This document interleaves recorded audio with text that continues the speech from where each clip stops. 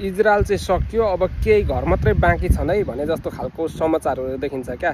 जस्तै यो फोटो हेर्नुहोस् त, ध्वस्त बनाएको देखिन्छ। यस्तो खालको समाचार कसरी बनाउँछन् है।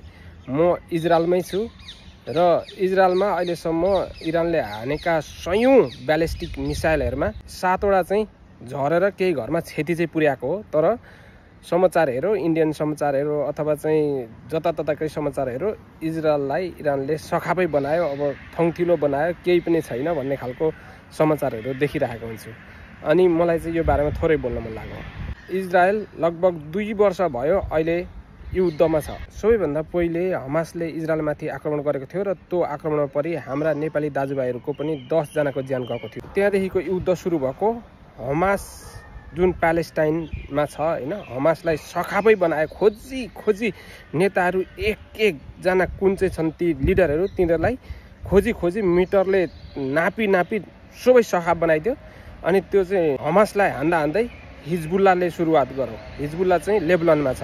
त्यो लेबननबाट चाहिँ यहाँ हानिराख्दाखेरि लेबननको त्यो हिजबुल्लाका पनि प्रमुख नेताहरू जहाँ छन् खोजी ती नेताहरूको चाहिँ घर कहाँ छ मिटरले नापी जनतालाई ठुलो क्षति नपुर्याई नेता र ती लिडरहरूलाई मात्रै सखा बनाइदियो। इजरायलका वरिपरि चाहिँ अरबिक देशहरू छन् र त्यहाँ आतंकवादी सङ्गठनहरू छन्, तिनीहरूलाई चाहिँ ध्वस्त बनायो। अहिलेसम्म तिनीहरूलाई पालेर राखेको भनेको चाहिँ इरानले थियो र इजरायलले वरिपरिका देशसँग लडिराख्दाखेरि 2 वर्षसम्म भइसक्यो। त्यो 2 वर्षको बिचमा चाहिँ इरानले ती वरिपरिका ती आतंकवादी सङ्गठनलाई पालेको र यो देशमा आक्रमण गर्न लगाइरहेको थियो भने लास्टमा उसले पनि यो देशलाई चाहिँ वहाँदेखिको यहाँ आक्रमण गर्यो 2 चोटिसम्म। ब्यालिस्टिक मिसाइलहरू ठुला हानेर पहिले पनि एकचोटि क्षति पुर्याएको थियो।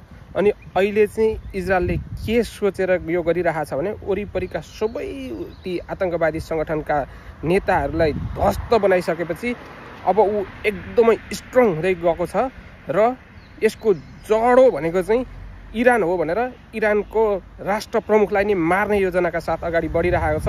यो इजरायलमा छिट्टफुट्ट मात्रै घटना भएका छन्, तर इरानलाई अब ध्वस्त बनाउनेवाला छ यो देशले। अब हेर्दै जानु होला, कतिजनाले विरोध गर्छन्, कतिजनाले के गर्छन्, तर सुन्नेवाला छैन। समाचारमा आए जस्तो अब इजरायल सकियो भनेर चाहिँ जुन देखिराखेको छ त्यस्तो अवस्था चाहिँ यहाँ छैन। तर पनि अरू बेलाको भन्दा चाहिँ यहाँ अलिक फरक छ।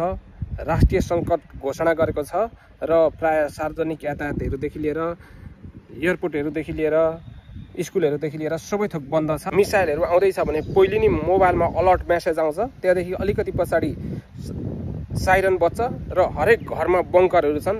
बङ्करमा गएर पस्दाखेरि त्यहाँ सुरक्षित पनि हुन्छ। कुनै छुटफुटमा झरेका मात्रै हुन्, नभए सयौं मिसाइलहरू हान्दै गर्दाखेरि 1-2वटा झुकेर झरेको मात्रै हो। नभए यो देशमा चाहिँ त्यस्तो जुन समाचारमा आइरहेको छ त्यस्तो चाहिँ छैन है, किनभने म यो देशमै छु। त्यही भएर पनि कस्ता खालका समाचार आउँदो रहेछन्, कस्तो के बनाउँदो रहेछन् भन्ने कुरा चाहिँ मैले राम्ररी अनुभव गरिरहेको छु र यो थोरै मैले आज चाहिँ बोल्न मन लागेर बोलेँ। तपाईँहरूले पनि कुन तरिकाले हेरिराख्नु भएको थियो, वास्तविक चाहिँ यस्तो छ है यो देशको।